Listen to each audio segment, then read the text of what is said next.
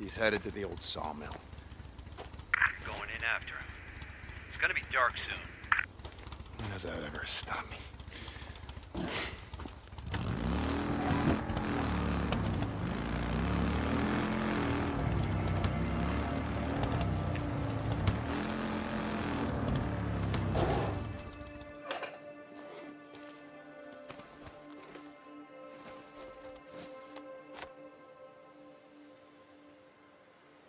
His bike's down.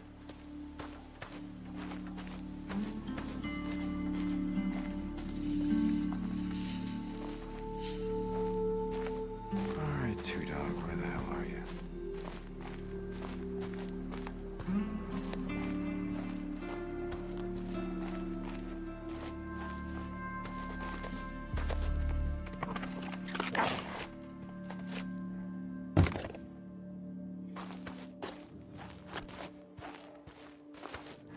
Shit. Go on. Get out of here. Get out.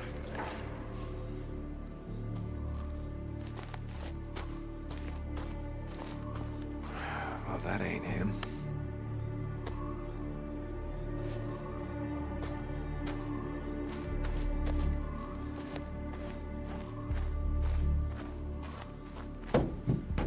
Alright, let's see. Yep. I could use that.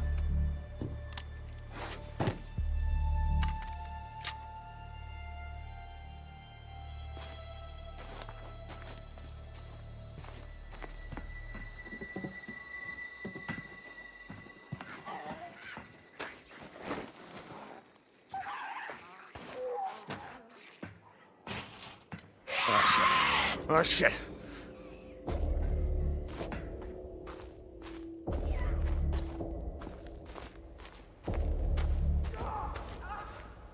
Two Dog.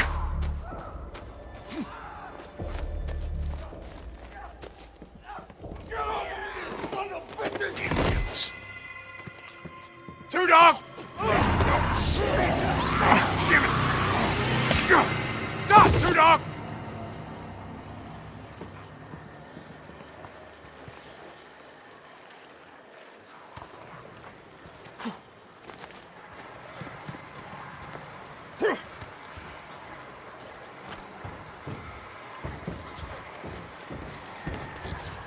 Look around, brother! You know how this is gonna end.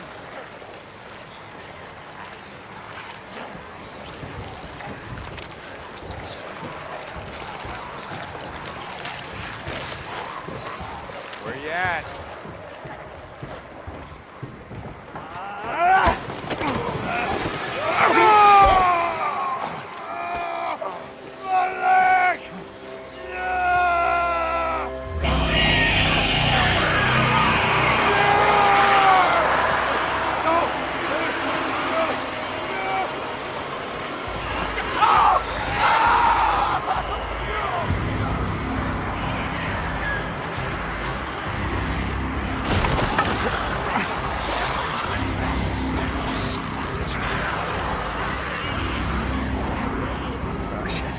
Oh, shit.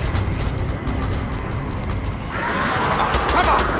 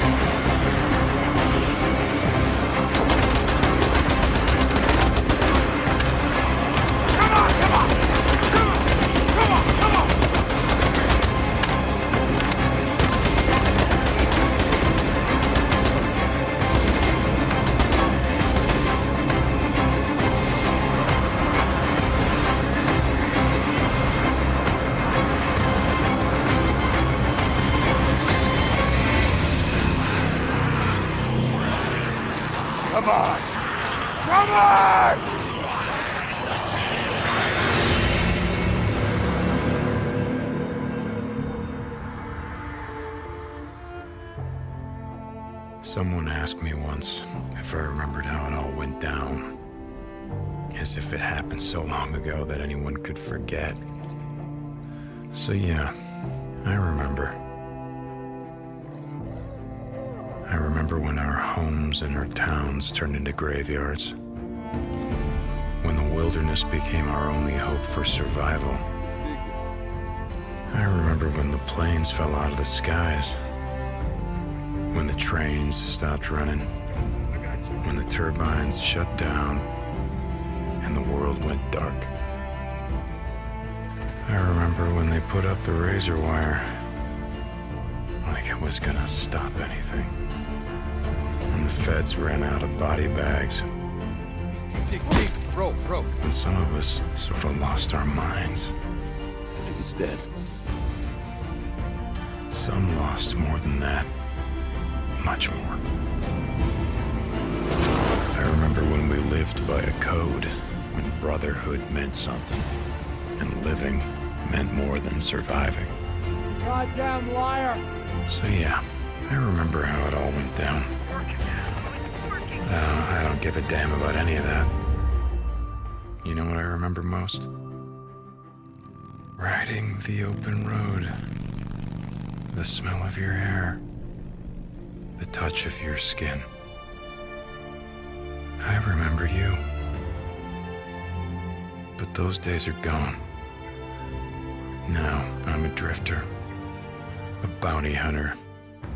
A mercenary. And for me, the broken road is all that's left. But I'll always remember.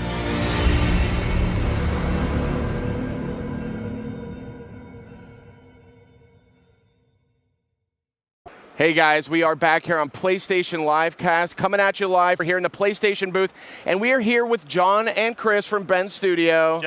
Jeff. I was told you were Chris. You're Jeff. They lied. I wish I was. They lied. I might have gotten confused. It happens. We're here to talk about Days Gone. This is the game that you guys have been working on for a while now, coming to PS4. Now, I mean, we saw a lot of this last night at the PlayStation E3 press conference. Tell me, I mean, is this sort of a reflection of like this popular love of like zombie culture? I mean, is that how you guys are coming at this? No, it couldn't be further from the truth. So, you know, we first and foremost, we're a big fan of open world games. Yeah. So what we really wanted to do was kind of create a game that was set in an open world, a dangerous open world. And to do that, we brainstormed a lot of ideas about, what would make riding a bike through the high desert of the Pacific Northwest just super, super dangerous. And one of the, we're big fans of like World War Z. Yeah. We like the idea of having a lot of enemies on the screen. Yep. It's one of the things that, the power of the PS4 allows us to do. Yep. So, we kept that kind of like how all this stuff kind of came together. So first thing I want to say is they're not zombies. Right. Thank you for setting me straight. Yes, they're freakers, and and it's like, okay, yeah, people looking at the demo last night probably are like, okay, yeah, it's another zombie game.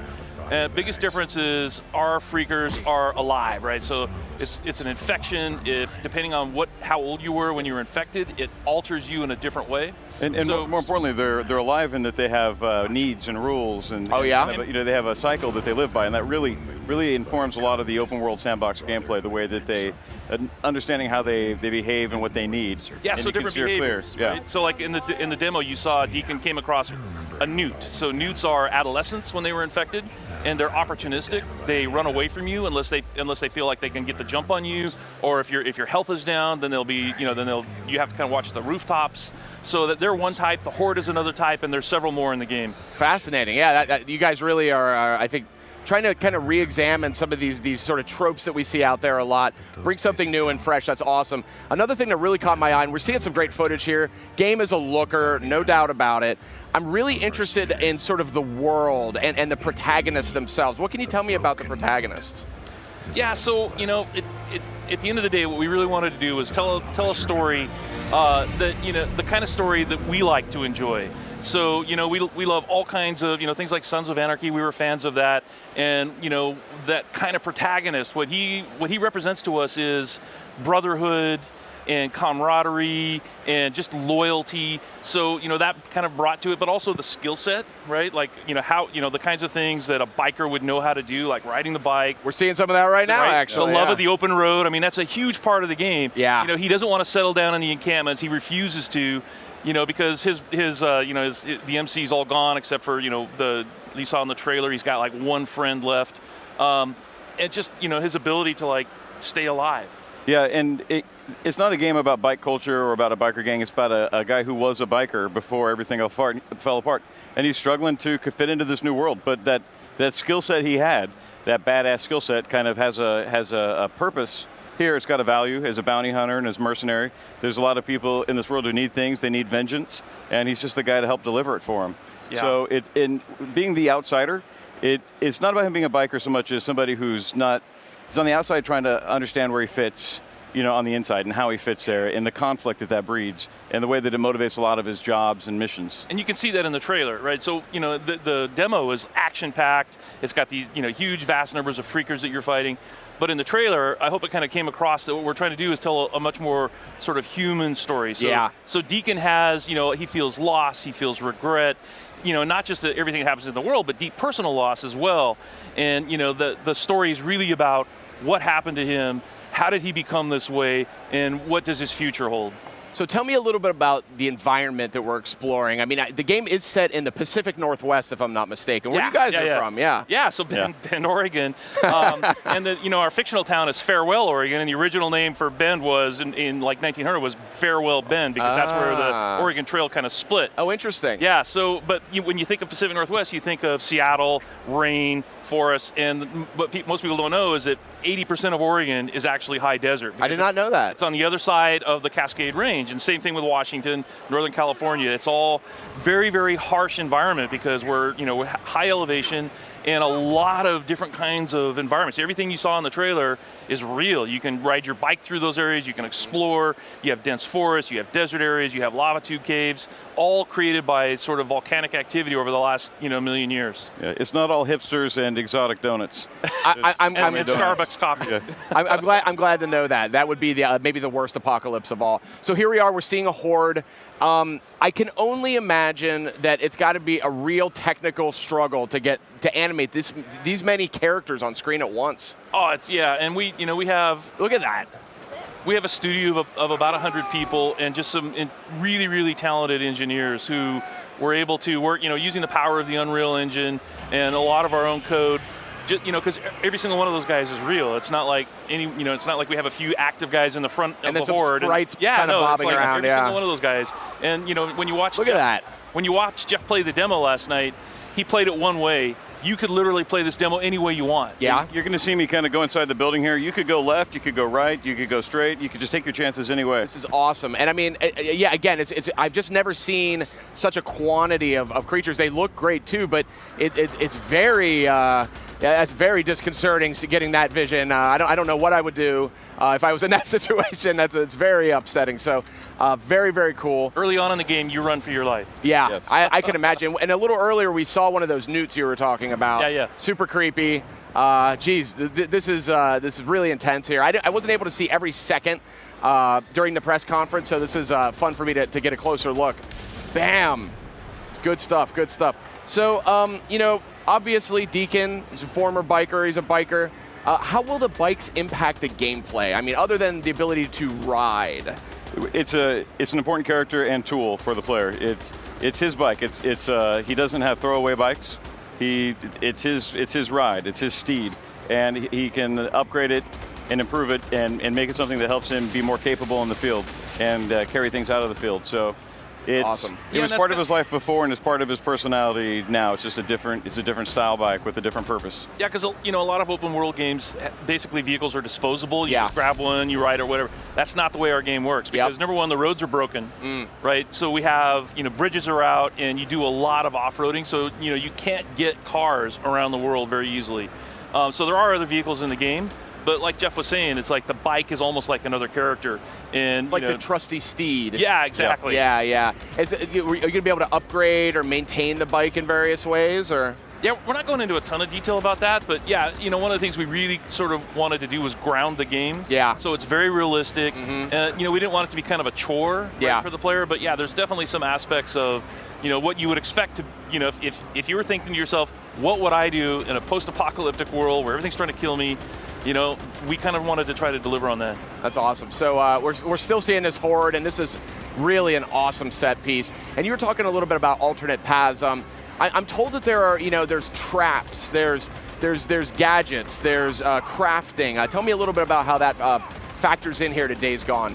Well, so, Deacon, he's kind of an everyman, and what do we like? We like to duct tape stuff together and feel like heroes, right? Yeah. We like to solve problems with duct tape. And it started with Ripley and Aliens, I think. Yeah. So he's a MacGyver in this world, and he really kind of has to. There's what he knows, and then what he can learn, and the ability to kind of make things out of what's around the world. The ability to turn an airbag into a bomb and combine disposed electronics as proximity mines. Are all tools he learns just to kind of stitch these things together really quick and use them as tools against the horde and against other enemies. And down in the theater demo today, there's an extended version of what you saw last night. Awesome. That has alternate paths, and it shows a lot of that. And it's what we're calling it is brutal sandbox combat, because what you can do is like Jeff was saying, it's like what the player wants to do. We try to empower that. So, when you're fighting the horde, there's just, you can, depending on what you bring into that encounter, you can take them on almost any way you want. That's awesome. Now, one thing I did notice, and maybe it's just me, and I'm kind of extrapolating a little bit about the freakers that you mentioned earlier. They're still technically alive, so they're not They are alive. dead. No, yeah, they are alive. They are alive. So, is this a game where headshots are necessary to take down one of these freakers? I mean, that's a classic sort of zombie trope. It looked to me like maybe that wasn't the case here, but I might be wrong. No, see, it's not about because they're living creatures. Yeah. In fact, one of the terms that Jeff coined is the freakosystem. Because if the player were to just kind of wander around and just use stealth and kind of watch them, you'll see swarmers attacking the newts, right? So you have this; they're interacting with each other because they're trying to stay alive too. They're trying to eat. They're trying to drink. They're trying to, stake out territory or whatever. So. Yeah, you could take a headshot, certainly, but if you shoot them in the heart, they'll die just as quickly. That's fascinating. That's a really interesting take on that. And I mean, clearly you guys have a very different vision compared to whether it's The Walking Dead or something like that. But I'm curious, zombie culture is really big. I'm curious what it is about themes like some of the ones that we see here in Days Gone. What make those so appealing to so many people over such a long period of time? To me, I think it begins with just some latent fears we all have about our own future. The way that we're draining resources. I think for me personally, when Katrina hit, I realized, oh man, we're all alone out there. Yeah. Like when shit goes down, we got a government infrastructure, but it's probably not for us. It's probably for some people, and so I personally trace kind of the outbreak of the zombie genre kind of to that era, and I think nobody can put their finger on it, but it's just. I think we all realize we're alone. We have to learn how to make do for ourselves and look out for ourselves and our friends and our families, because nobody else is going to do it. And that's how Deacon and the few survivors survived. Is they didn't wait for the government to come rescue them. They did it themselves. And everybody else who went to government checkpoints, they probably died. Yeah. And it wasn't a smart move. And I think the most powerful experiences, whether it's film or games, is all about conflict. And there's nothing more hazardous and dangerous in a world that's literally filled with things that want to kill you. And so I think that kind of builds drama into any situation. Yeah, if you're facing that. Yeah, I would never want to face that. That is terrifying.